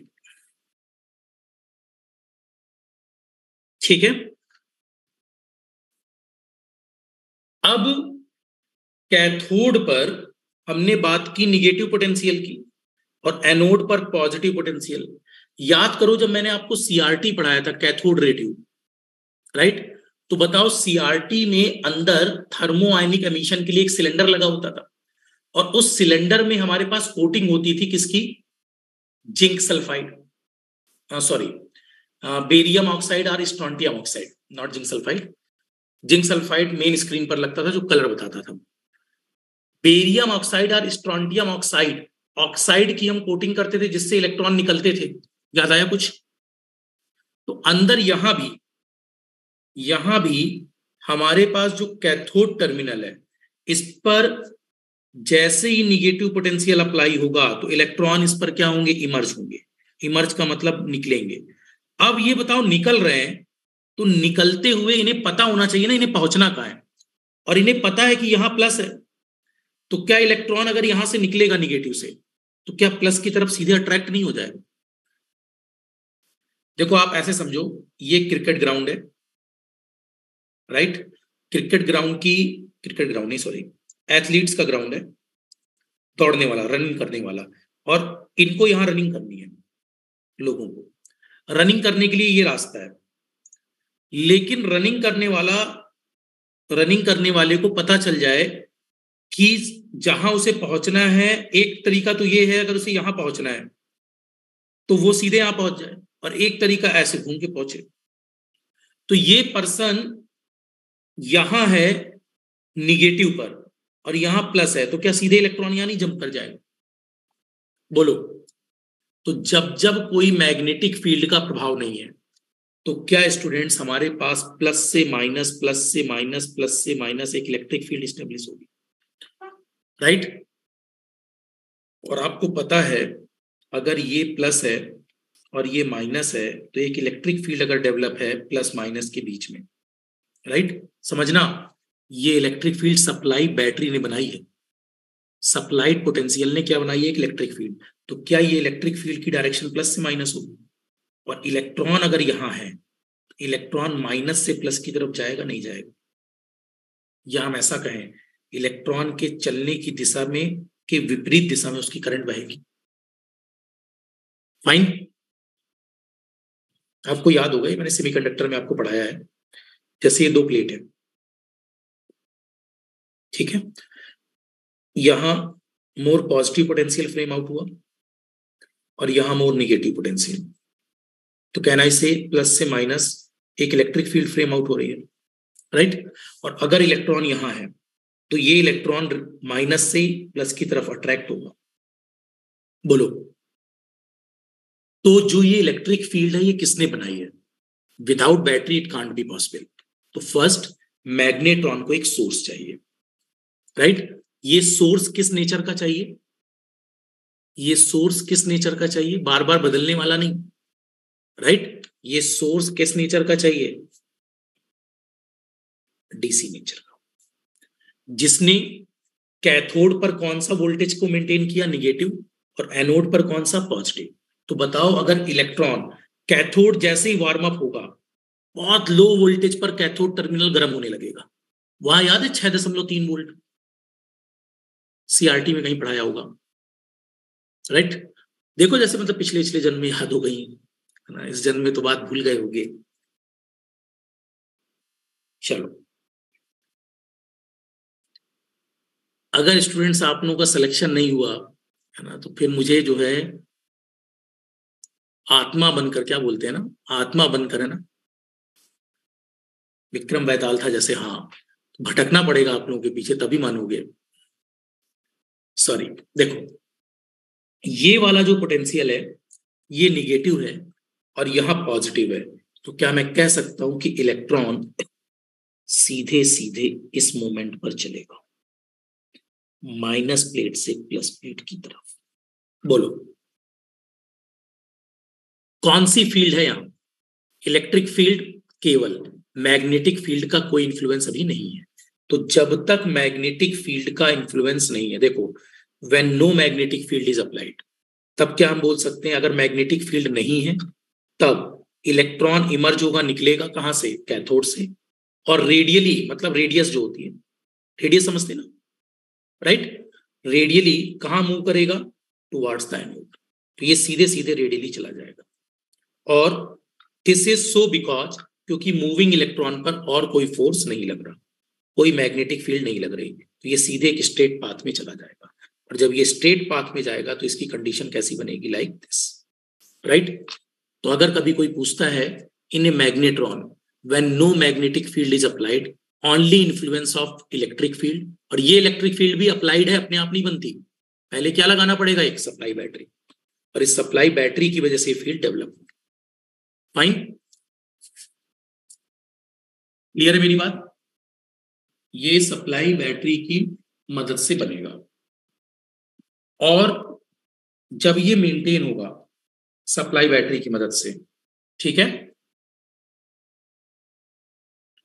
तो हमारे पास केवल इलेक्ट्रिक फील्ड मेंटेन है और कैथोड से इलेक्ट्रॉन निकलेगा और एनोड पर सीधे पहुंचेगा। इसी को कहते हैं स्ट्रेट लाइन मूवमेंट। बोलो, क्या ये बातें क्लियर है सबको? राइट? एक बार इस डायग्राम को बना लीजिए, जल्दी बना चुके होंगे, सप्लाई और कनेक्ट कर दीजिए। अच्छा, बी बड़ा है ए बड़ा है? ए किसकी रेडियस है? कैथोड की, सेंटर से। और बी किसकी रेडियस है? एनोड की। पूछा जाए एनोड और कैथोड दोनों ही हालो सॉरी सिलेंड्रिकल शेप है, कैविटी सिलेंड्रिकल नहीं है, कैविटी वेवगाइड की बनी है, जिसमें कितने का फेज शिफ्ट है? 180 का।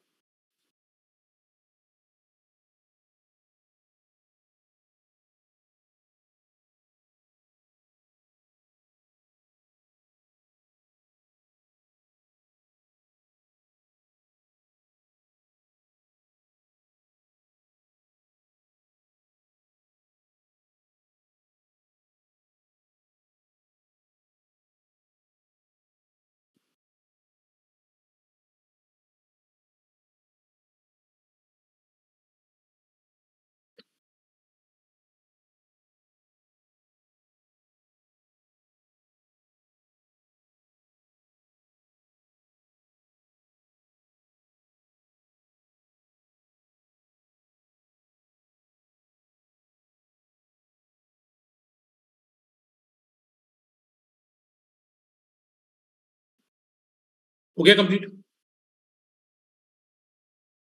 अच्छा, यहां मुझे बताओ, क्या इस समय इलेक्ट्रॉन अगर निगेटिव पोटेंशियल से पॉजिटिव पोटेंशियल पर बना है तो करंट डेवलप होगी, एनोड पर करंट डेवलप होगी, राइट?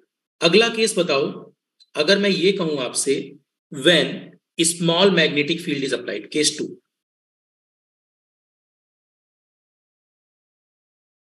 केस सेकंड,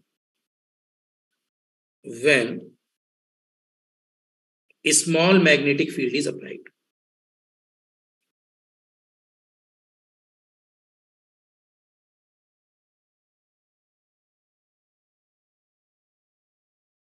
अब बताओ, अगर स्मॉल मैग्नेटिक फील्ड लगा रहे हो, इधर देखना सभी लोग,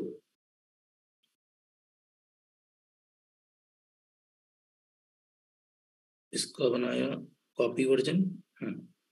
अब ठीक है। अब यहां पर इस बार क्या होगा,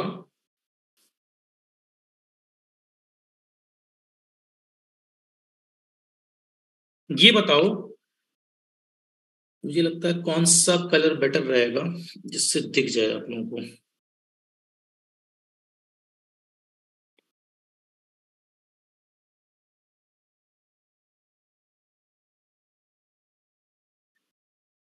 अच्छा, पिछले बार वाली मूवमेंट ऐसे दिखाओ, थोड़ा घूमता हुआ ना।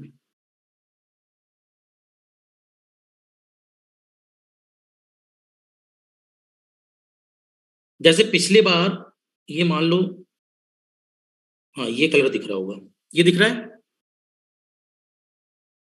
ये भी नहीं दिख रहा होगा। पिछले केस में इलेक्ट्रॉन को मैंने स्टेट दिखा दिया, ब्रिकेज सब कलर दिख रहे हैं, ठीक है, कलर नहीं दिख रहा है।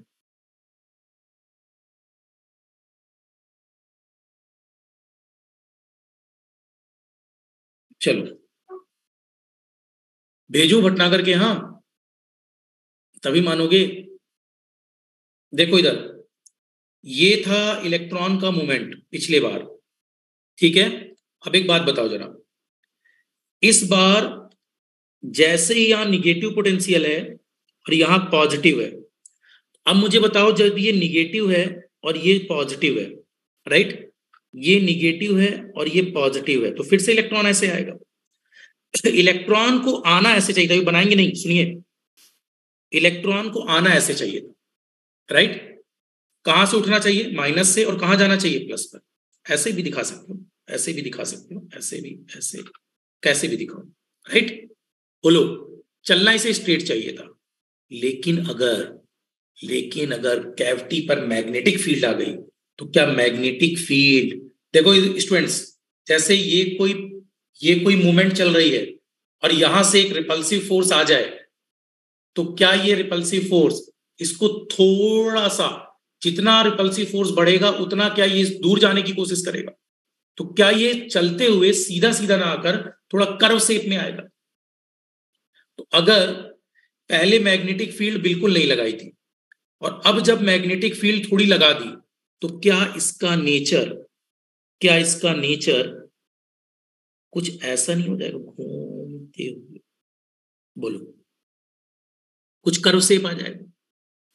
मैग्नेटिक फील्ड की डायरेक्शन दोनों हो सकती है। इट मे बी, अगर ऐसे आ रहा होगा तो ऐसे घूम जाएगा, अदरवाइज ऐसे भी हो सकता है, जैसे ऐसे था और ऊपर से मैग्नेटिक फील्ड का इन्फ्लुएंस होती है, ऐसे आ सकता था। बोलो, क्लियर? इसका मतलब जब मैग्नेटिक फील्ड लगाओगे कुछ कर्व में घूमेगा या नहीं? राइट? तो थोड़ी मैग्नेटिक फील्ड लगाने पर ये कुछ कर्व शेप आ जाएगा, और ज्यादा लगा दोगे फिर ज्यादा कर्व घूम जाएगा।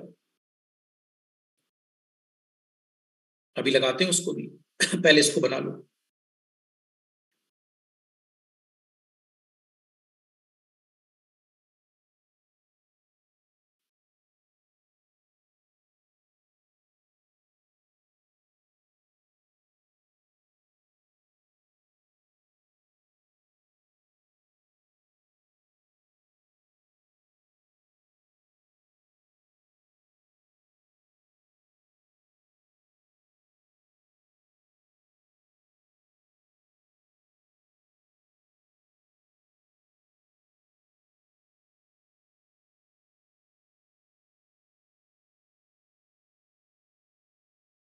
इसके बाद मैं इसका नेचर बताऊंगा।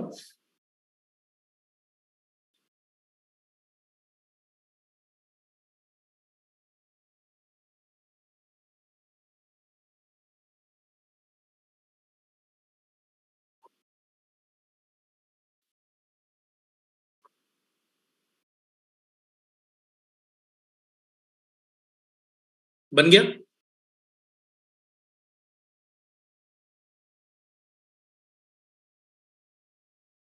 अब इसमें लिखो,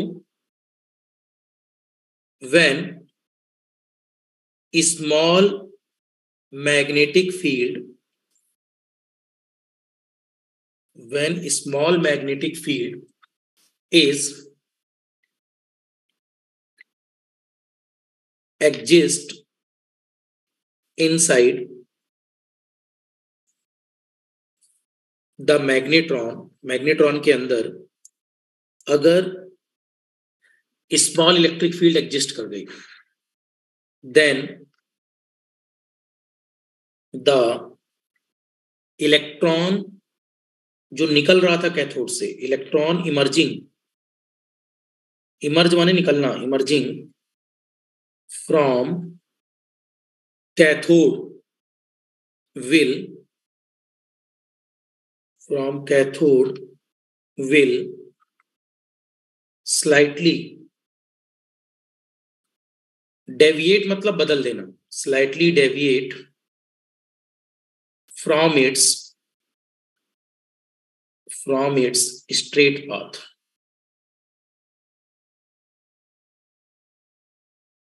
That is, it is in curve motion. It is in CURVE, curve motion. अब ये कैसे मूवमेंट पर है? कर्व मोशन पर है।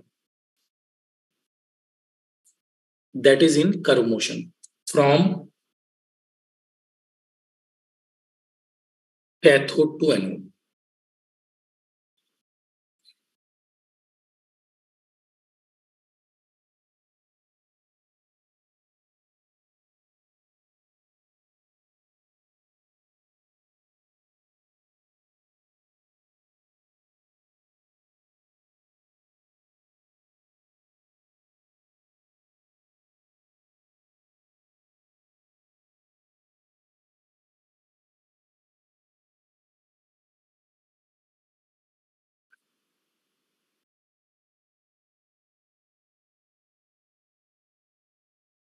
अब देखो, अगर ये लिख लिया सबने? ये क्लियर है सबको? व्हेन स्मॉल मैग्नेटिक फील्ड है अगर, तो मैग्नेट्रॉन क्या कर रहा है, कैथोड पर जो इलेक्ट्रॉन चलेगा वो अपने रास्ते से थोड़ा मुड़ जाएगा, राइट, कर्व शेप में आ जाएगा। ये सभी को क्लियर है?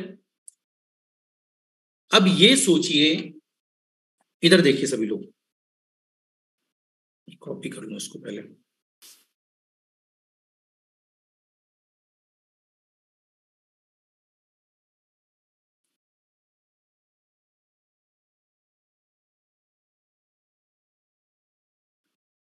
लिखो case third.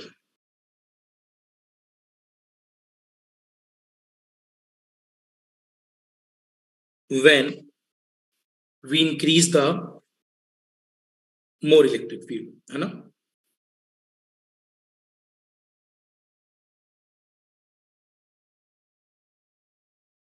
when we increase more magnetic field, sorry, जब मैग्नेटिक फील्ड और बढ़ा दी, अब क्या होगा? पहले तो ये सब हटा दो इसके अंदर।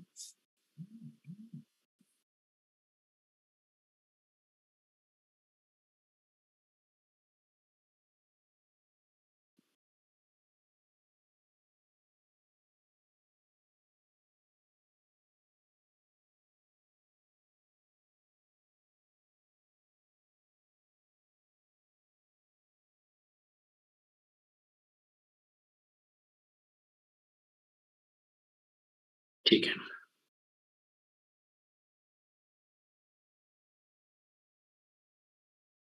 अब देखो, ये जो इलेक्ट्रॉन था जो कर्व शेप में आ रहा था,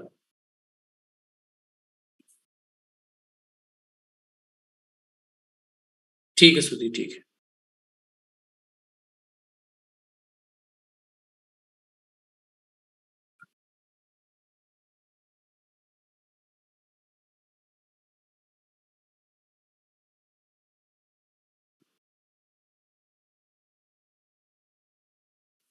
जल्दी बनाओ इसको जल्दी।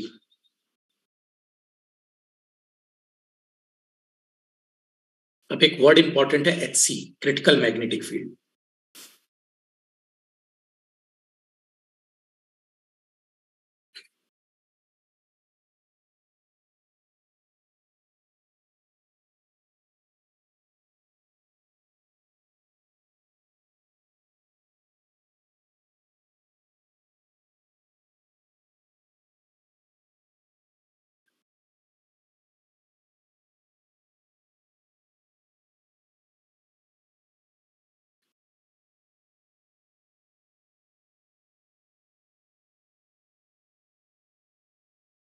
करें स्टार्ट?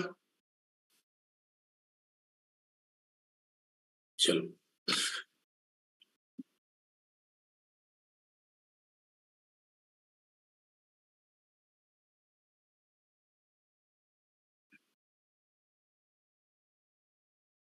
अब देखो स्टूडेंट्स क्या हो रहा है, इलेक्ट्रॉन चला, राइट, और इलेक्ट्रॉन चलते हुए ऊपर से ऐसे कर्व शेप में आया,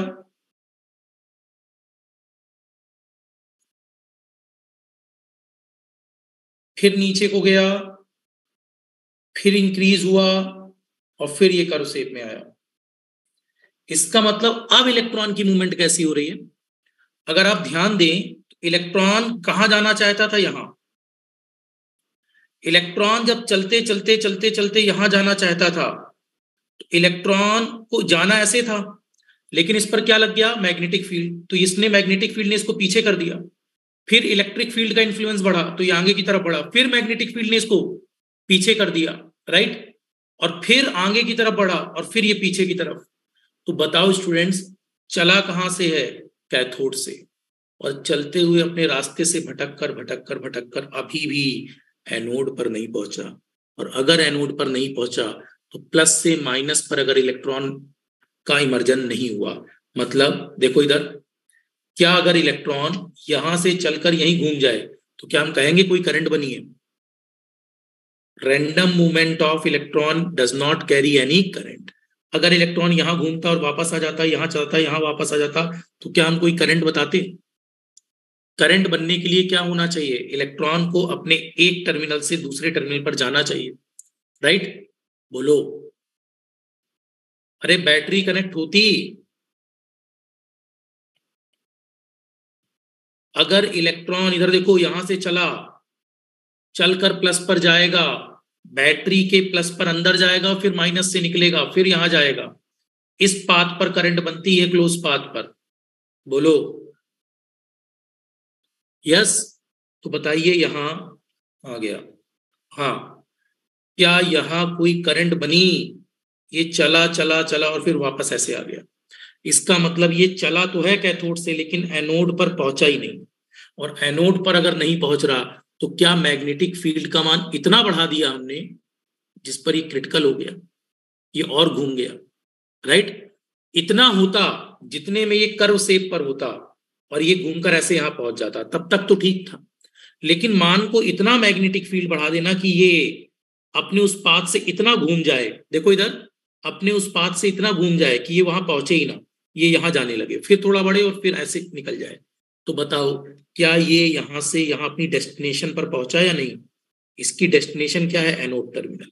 इसको पहुंचना एनोड पर चाहिए, पहुंचा क्या एनोड पर? तो मैग्नेटिक फील्ड का वह मान जो इतना ज्यादा हो जिस पर इलेक्ट्रॉन कैथोड से चलने के बाद एनोड पर न पहुंचे, उसे कहते हैं क्रिटिकल मैग्नेटिक फील्ड। तो हमेशा मैग्नेटिक फील्ड का मान क्रिटिकल मैग्नेटिक फील्ड से कम रखना चाहिए, ताकि इलेक्ट्रॉन कहां से कहां पहुंच जाए, अपने इस पॉइंट से इस पॉइंट पर। क्या मेरी बातें क्लियर हो रही है? तीसरा केस, पहले केस में नो मैग्नेटिक फील्ड इनसाइड, अगली बार मैग्नेटिक फील्ड थोड़ा बढ़ाई, अब और बढ़ाई, और कितना बढ़ा दी? HC से ज्यादा कर दी, राइट? तो क्रिटिकल मैग्नेटिक फील्ड पर ये ऐसा घूम जाएगा। तो नीचे लिखिए, ये बना लिया क्या सबने? फिर स्पोक्स बनाएंगे, स्पोक्स व्हील्स, तब इसका स्ट्रक्चर जस्टिफाई होगा। कंप्लीट। तो इस पर लिखिए, केस थर्ड पर, when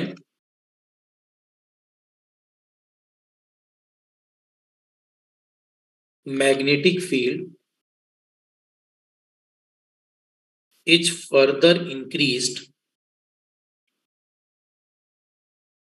when magnetic field is further increased, ठीक है?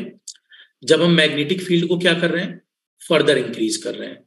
when magnetic field is further increased, then when magnetic field is further increased, then electrons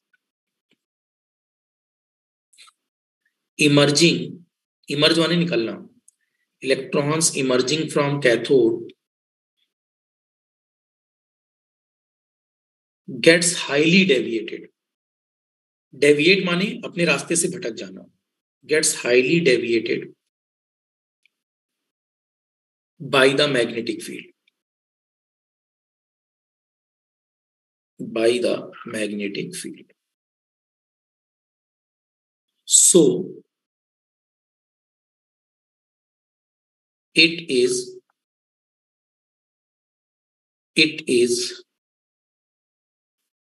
causing, when zero anode current,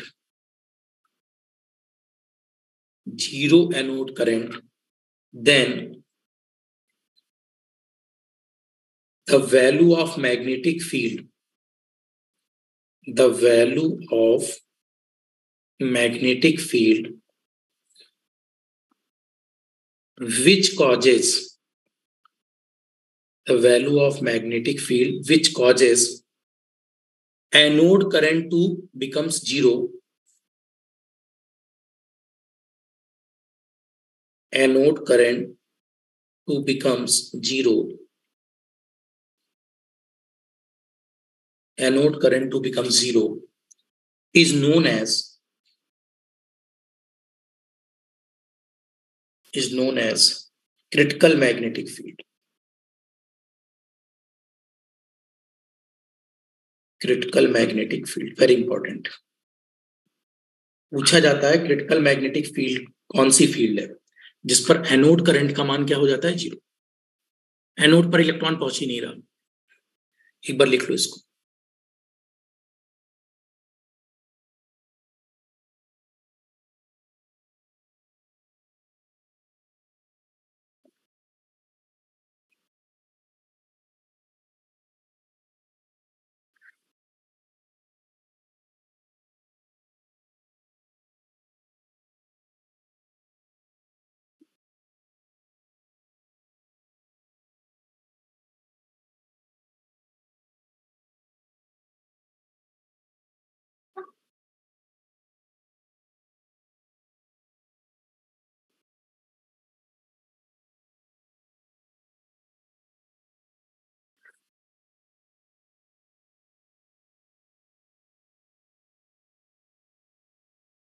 अब देखो, ये आप मुझे बताओ, आपके पास जब ये यहां से चलते हुए ऐसे अपने रास्ते से भटक गया, तो क्या स्टूडेंट ऐसा भी हो सकता है कि अगर इस पर मैग्नेटिक फील्ड और बढ़ती जा रही है तो क्या ये वापस कैथोड में पहुंच जाए?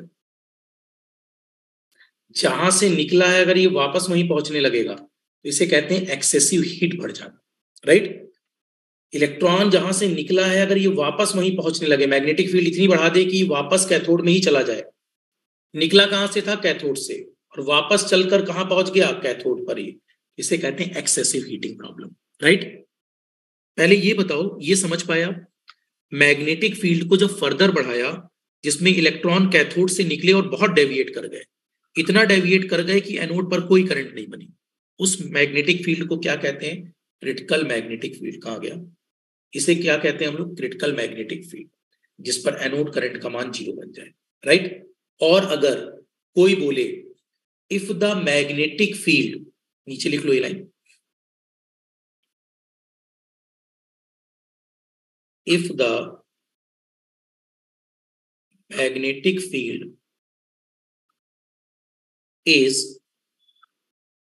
increased, if the magnetic field is increased beyond the critical magnetic field, beyond the critical magnetic field, यदि मैग्नेटिक फील्ड को कितना इंक्रीज कर दिया जाए? क्रिटिकल मैग्नेटिक फील्ड से भी ज्यादा, beyond critical magnetic field, then the electron will bounce back, bounce होकर will bounce back to the cathode itself, फिर कैथोड में ही पहुंच जाएगा। और अगर ये वापस कैथोड पर पहुंच गया तो क्या इटसेल्फ, नहीं एनोड पर गया ही नहीं, बैक टू, एक minute, back to cathode itself, इस पर ये भी लिख सकते हो without reaching the anode. Anode पर कहां चला गया? एनोड पर चला जाएगा, करंट नहीं बन जाएगी। विदाउट रीचिंग द एनोड, ठीक है?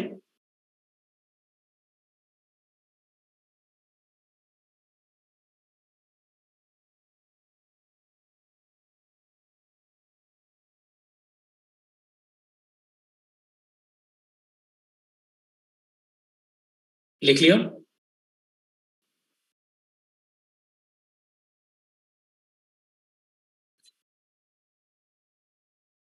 इस समय क्या हो रहा है? मैग्नेटिक फील्ड इतनी बढ़ गई कि क्रिटिकल मैग्नेटिक फील्ड से मान ज्यादा हो गया, और इस समय इलेक्ट्रॉन बाउंस बैक होकर कहां चला जाएगा? एनोड पर, सॉरी कैथोड पर।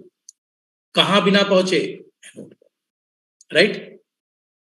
तो बताओ स्टूडेंट्स, अगर इलेक्ट्रॉन निकला और वापस उसी में आ गया, जैसे अगर इलेक्ट्रॉन निकलकर उसी में वापस इमर्ज होता जाएगा, तो क्या इस समय हीट नहीं बढ़ेगी जैसे बल्ब के अंदर होता है? बल्ब के अंदर टंगस्टन फिलामेंट पर, राइट, बल्ब के अंदर थर्मोआयनिक गैस भरी हुई है।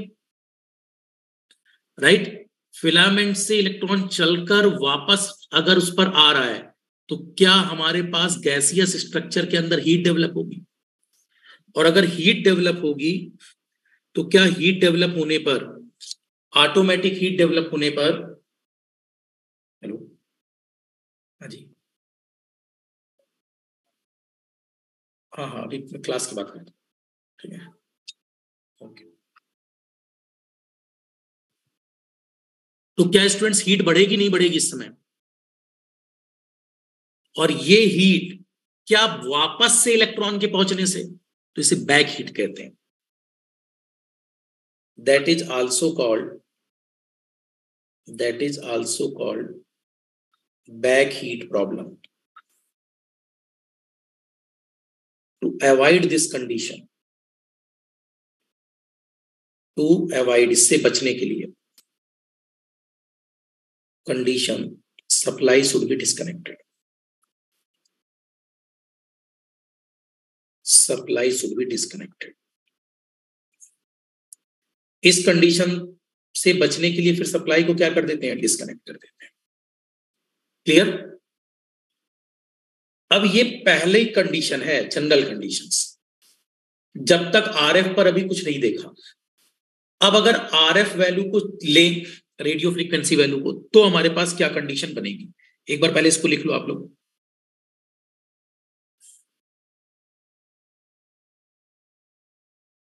ये कौन सी प्रॉब्लम है, बैक हीट प्रॉब्लम। ये समस्या है और इसका निदान क्या है, सप्लाई डिस्कनेक्ट करना, और कोई निदान नहीं है।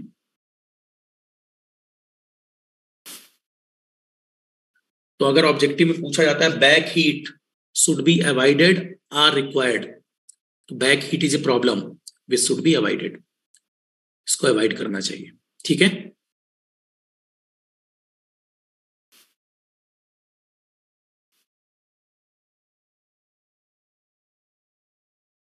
अब स्पोक्स कैसे डेवलप होते हैं, मूवमेंट ऑफ इलेक्ट्रॉन पर स्पोक्स कैसे आते हैं, इलेक्ट्रॉन घूम कर ऐसे कैसे चलता है, राइट, उसको अब देखना है।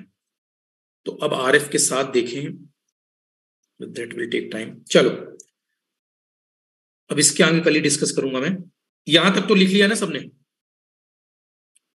कल आरएफ अप्लाई करके दिखाऊंगा स्पोक्स कैसे बनते हैं, कॉन्सेप्ट ऑफ स्पोक्स कल डिस्कस करेंगे,